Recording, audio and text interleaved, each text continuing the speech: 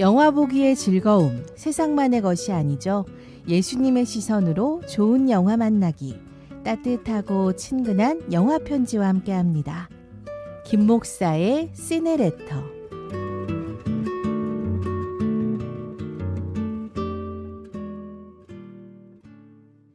김 목사의 시네레터 두 번째 시간입니다. 오늘 7월 첫 주인데요. 김대중 목사님과 함께합니다. 어서 오세요, 목사님. 네, 안녕하십니까. 네, 잘 지내셨어요. 네네. 지난번에 한번 저희들과 방송 함께 하셨는데 네. 그동안에 이렇게 좀 신문에 칼럼 기고하시던 것과 어떻게 다른 것 같으세요? 일방적으로 제가 이제 글을 써 나간 거였다면 물론 그 청취자분들하고 뭐 직접적으로 대화하거나 하진 않지만 그래도 훨씬 좀 생동감이 있다 그럴까? 그리고 생각을 좀 나눌 수 오픈하고 있는. 나누고 할 수 있는 좋은 계기가 되었던 것 같습니다. 아유, 다행이네요. 네. 오늘도 좋은 영화 갖고 와주셨을 것 같은데 네네. 어떤 영화 저희 소개할까요? 오늘 함께 나눌 영화는 콘클라베라는 영화이고요. 이 영화도 이제 올 초반에 개봉되었던 작품입니다. 네. 전반기에 전 세계 큰 이슈 중에 하나였다면 교황이 새롭게 선출된 것이었죠. 네. 이 영화도 이제 시의적절하게 새롭게 교황을 선출해야 되는 상황을 다룬 영화입니다. 그래요. 교황은 이제 종신제이기 때문에 돌아가셔야만 이제 일반적으로는 새로운 교황을 뽑게끔 되죠. 네. 근데 이 과정들을 사실은 일반인이 알기는 어려워요. 맞아요. 왜냐하면 시스티나 성당이라고 그 미켈란젤로의 천지창조가 그려져 있는 그 성당 안에 전 세계에 이제 가장 각 나라의 높은 지도자인 추기경들이 모여서 3분의 2 이상의 그 지지를 얻을 때까지 네. 계속해서 투표를 하는 과정을 이제 콘클라베라고 하는데 네네. 콘클라베의 원어적 의미는 문을 다 닫는다는 뜻이에요. 문을 닫는다. 네, 닫힌 문이라는 뜻이에요. 아, 그래요. 그러니까 외부 세계와는 철저히 차단되는 그런 것이죠. 그런데 이 영화를 통해서 보면 추기경들도 하나님은 아니구나. 인간들이구나. 그래서 그 안에서 서로 추기경이 되려고 하는 욕심을 내는 사람들도 있고 그리고 저 사람이 추기경이 되면 그러면 나도 한몫하지 않을까 해서 서로 세력을 형성하고 서로 더 많은 표를 확보하기 위한 그 합종연횡, 권모술수가 나옵니다. 근데 이제 이 콘클라베라는 그 절차를 진행해야 되는 콘클라베 단장 역할을 하는 추기경이 나오는데 그분을 통해서 주로 이게 이야기가 진행이 되고 그분의 고뇌도 나타나고 그러면서 마침내는 사람들이 생각했던 방향과는 전혀 새로운 방향으로 예기치 못한 인물이 추기경이 네. 교황에 뽑히게 되는 그런 이야기를 다루고 있습니다. 맞습니다. 이제 뭐 우리나라도 대선을 거치면서 사실은 또 누구에게 표를 줄 네네네네. 것이냐 우리 국민들의 선택도 네. 또 있었고 앞에 이제 언급해 주셨다시피 프란치스코 교황이 선종하면서 네네네. 새 교황을 뽑아내는 과정. 네. 많은 분들은 아마 이 과정이 평화롭게 진행될 것이다 이렇게 네네네네. 생각하시지만 이 영화를 또 보신 분들은 마냥 그렇지만 않구나. 이 속에 엄청난 스토리가 네네네. 있구나 하는 걸 알게 되셨을 것 네. 같아요. 자, 오늘은 콘클라베 영화 소개합니다. 자, 그러면 이 영화를 또 이제 선택하신 이유가 있을 것 같아서 좀 짚어주십시오. 영화적 완성도가 대단히 뛰어나고요. 그 이제 첫 번째 이유는 영화가 할 수 있는 본질적인 부분을 잘 보여줬다고 생각해요. 영화가 연극이나 기타 예술과 다른 점은 카메라를 갖고 있다는 거예요. 네네. 그러니까 연극을 예를 들자면 연극은 무대에서 보여지는 배우들의 연기를 관객은 자기 자리에 앉아서 볼 뿐이거든요. 그런데 영화는 관객을 대신해서 카메라가 가까이 갈 수도 있고 멀리서 볼 수도 있고 전체를 보여줄 수도 있고 아주 부분적인 상황을 보여줄 수도 있는 그런 장점을 갖고 있거든요. 그러네요. 근데 이 영화는 이 카메라가 닫힌 문 안으로 들어가는 것이죠. 그 안에서 사실은 누구도 어떤 일이 벌어지는지를 알 수가 없잖아요. 네네. 근데 그걸 본다고 하는 것이 영화적인 매력인 거예요.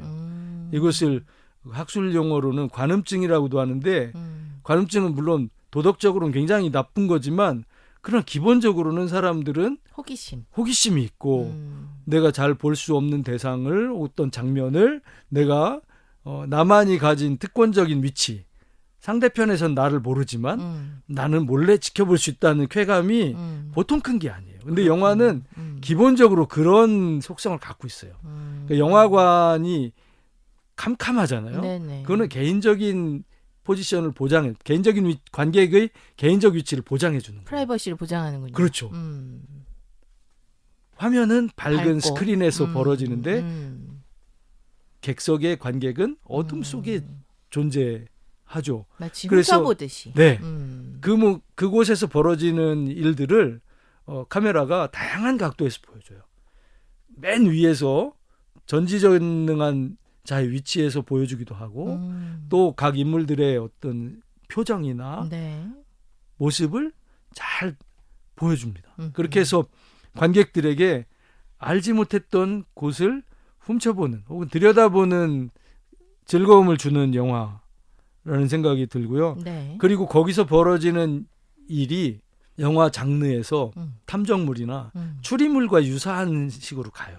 물론 거룩한 정말로 종교 지도자들의 모임인데 그곳에서 앞서 말씀드린 것처럼 서로 편을 먹고 상대편을 음해하고 뭔가 드러나지 않은 스캔들이 있는 것을 고발하기도 하고 하는 것들이 그러나 그들이 밖을 벗어나지 못하잖아요. 닫힌 공간 안에서 벌어지는 치열한 암투 같은 것들이 탐정물 같은 것을 보면은 탐정이 도착해서 딱 이야기하잖아요. 여기 있는 사람들 지금부터 아무데도 못 나간다. 사건이 해결될 때까지 당신들은 잠재적인 피의자다. 문을 닫는다. 네.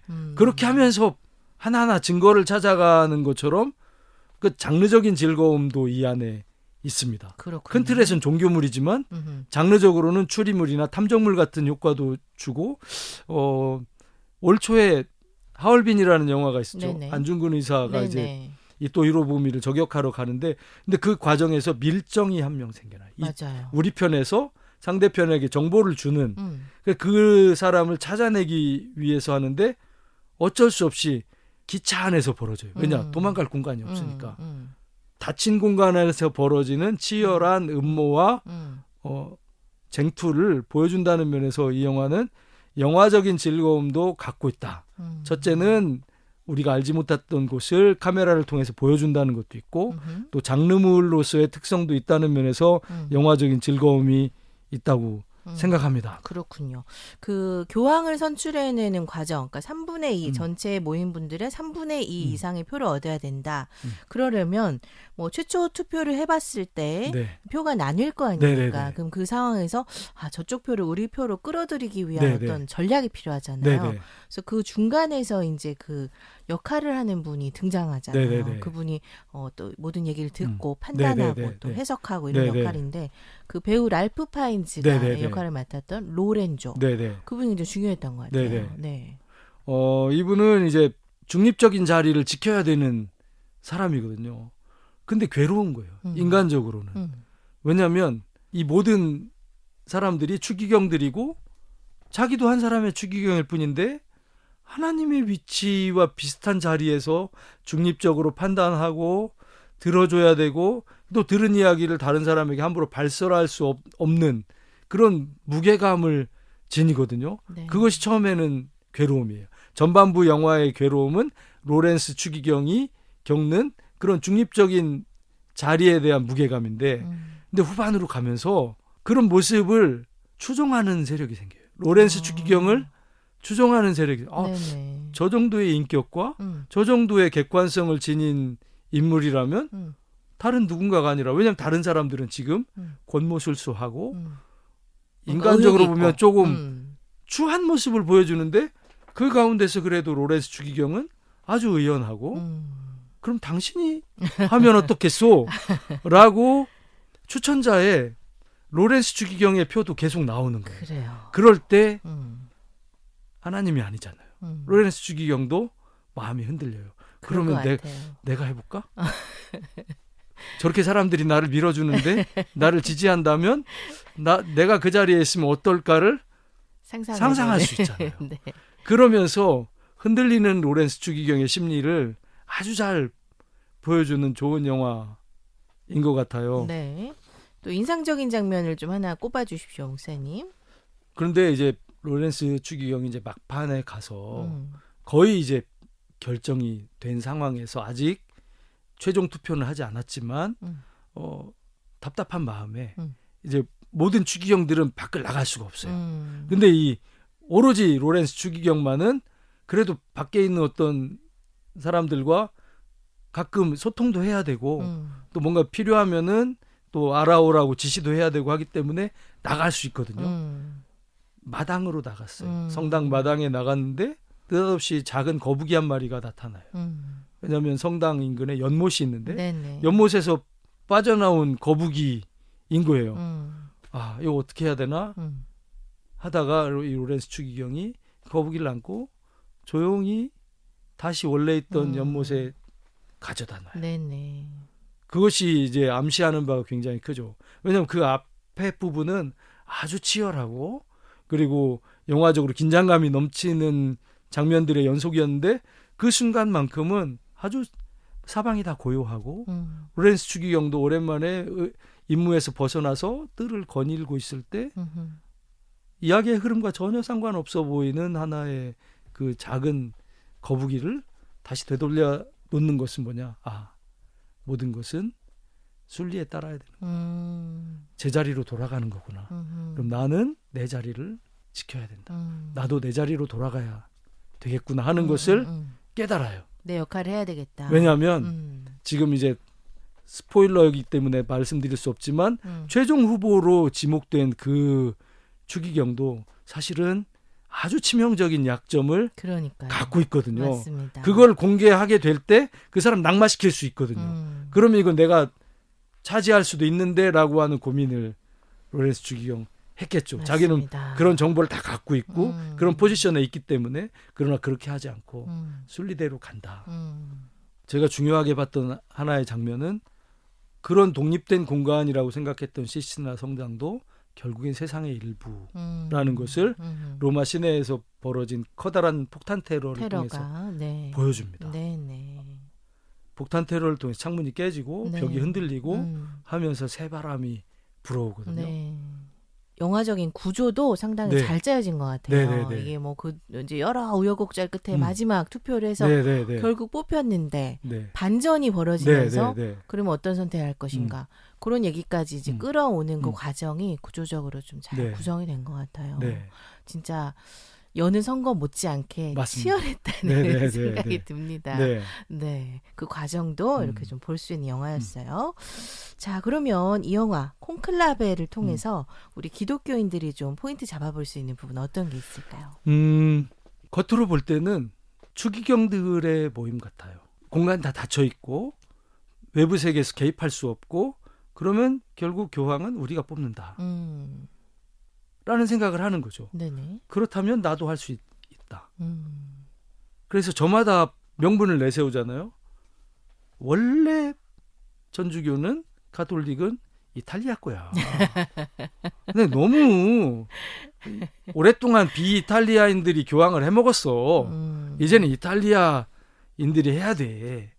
그리고 비이탈리아 교황들이 너무 교회답지 않게 뭐 개혁이니 뭐니 하면서 변화시켰다. 너무 많이 전통과 우리가 지켜오던 오랜 그 규칙들을 소홀히 했어. 그래서 다시 우리는 우리만이 가지고 있는 전통과 규칙으로 돌아와야 돼.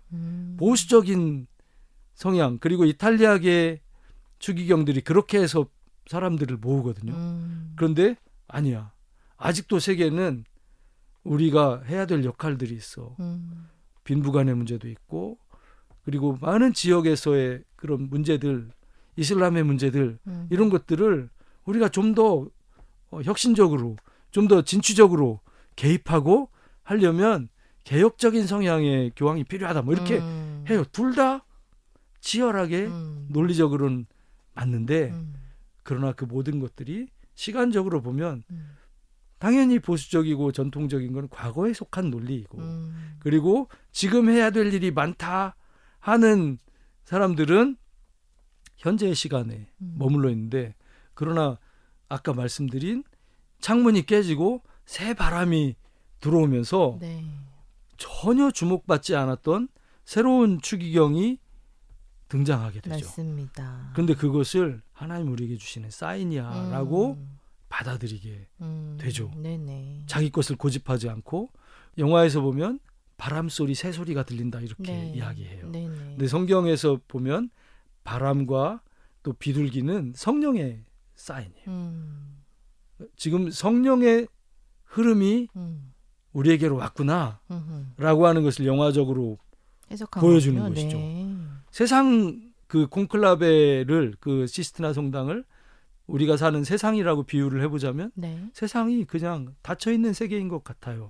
거기서 힘센 사람들이 다 차지하고 그들이 만들어낸 규칙과 논리가 세계를 지배하는 것 같고 그런데 하나님은 그 가운데 새로운 흐름을 만들어내시고 세상을 새롭게 변화시키고 가장 극명하게 보여주는 존재가 성령님이라는 것이죠. 네네. 그래서 성령도 성경적인 원어를 보면 히브리어로는 루아흐라고 해요. 네.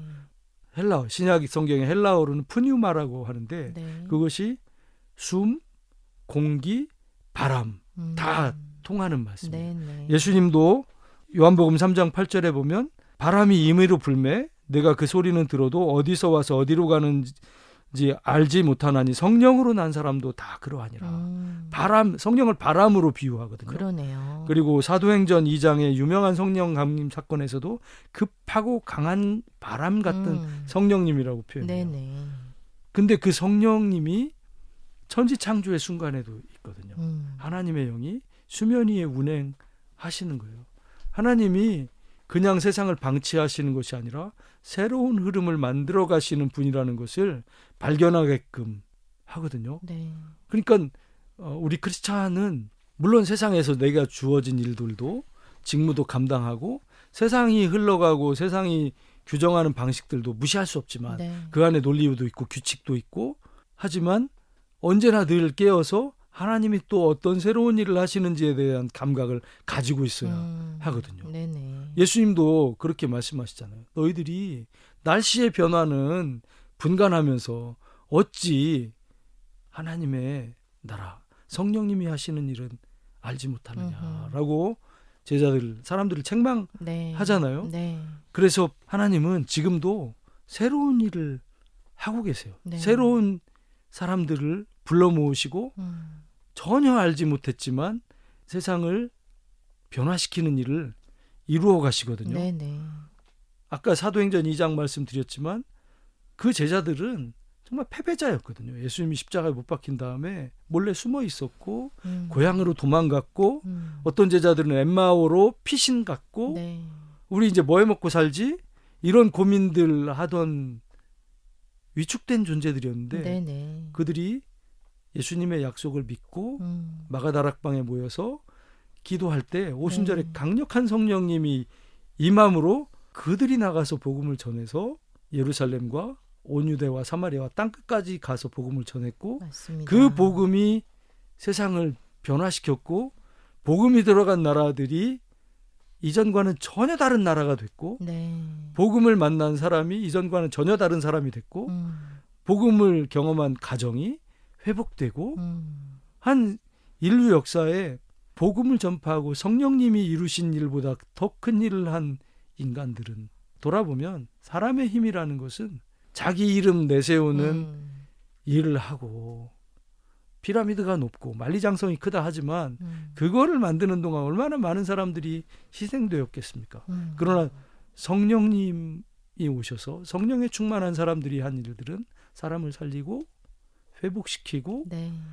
그 덕분에 사실 물론 이런 말씀 드리면 좀 외람되지만 여성들도 교육받게 되었고 참정권을 갖게 되었고 장애인들도 사회의 일원이 되어서 할 수 있는 그 모든 귀한 일들은 다 복음의 전파와 함께 이루어져 간 것이거든요. 네. 그렇게 생각하면 인간이 다 할 수 있을 것 같지만 천만의 말씀이고 지금도 하나님의 영이 운행하고 계시고 하나님의 사람들을 만나주시고 또 그들을 세우시고 그리고 그 세우신 사람들을 통해서 새로운 세계를 만들어가고 새로운 시대를 열어가는 귀한 것들. 우리 지난달에 6월 8일이 성령 맞습니다. 강림주일인데 물론 뭐 천주교의 이야기지만 그들도 하나님을 섬기는 분들이고 그 안에서 가장 감동적이었던 것은 자기들이 세웠던 계획과 합종 연행과 그 권력 쟁취를 위해서 했던 그 모든 권모 술수들을 내려놓고 지금 하나님이 새 일을 시작하고 계시네. 새로운 사람을 세우려고 하시네 하는 것을 포착하고 기꺼이 그를 세워주는 모습을 보면서 하나님의 사람들은 저런 거구나. 물론 나의 계획이 있을 수 있죠. 나의 프로그램도 있고 나의 논리도 있고 하지만 그것을 끝까지 고집하는 게 아니라 하나님의 뜻이 어디에 있는지 민감하게 반응하고 거기에 순종할 때 하나님이 이끄시는 새로운 시대와 새로운 흐름에 우리가 동참하는 사람이 되지 않을까. 맞습니다. 그래서 콘클라베는 그런 귀한 성령의 모습을 바람소리, 새소리를 통해서 비둘기 같은 성령님이라고 말씀하잖아요. 보여주는 영화라고 저는 해석이 됐습니다. 혹시 뭐 이런 부분을 저는 잘 못 봤어요 하시는 분들 한 번 더 한번 보시면서 목사님 오늘 이렇게 짚어주신 부분을 좀 이렇게 생각하면서 보시면 조금 더 의미가 있을 것 같아요. 진짜 늘 깨어서 기도하면서 성령님의 음성에 좀 우리가 기민하게 반응을 해야 된다는 생각을 다시 한번 하게 됩니다. 오늘은 영화 콘클라베 소개했습니다. 목사님과는 다음번에 좋은 영화로 인사드리겠습니다. 고맙습니다. 감사합니다.